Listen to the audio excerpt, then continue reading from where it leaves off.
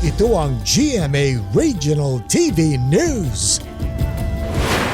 Balita sa Visayas at Mindanao mula sa GMA Regional TV. Patay ang isang lalaki sa Valencia Negros Oriental matapos siyang barilin ng lolo ng kanyang nobya.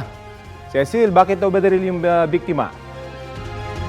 Rafi, napagkamalan daw kasi ng sospek na magnanakaw ang biktima na dumadalaw lang noon. Batay sa salaysay ng apo ng sospek sa pulisya, nakipagkita sa kanya ang biktima sa kanilang bahay at nag-usap sila sa sala.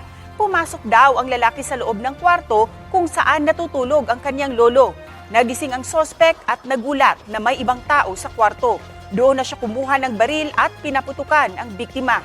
Ayon naman sa salaysay mismo ng sospek sa pulisya, napagkamalan nga niyang magnanakaw ang biktima.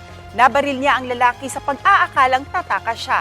Nakakulong na ang 83 anyos na sospek na mahaharap sa reklamong murder at illegal possession of firearms.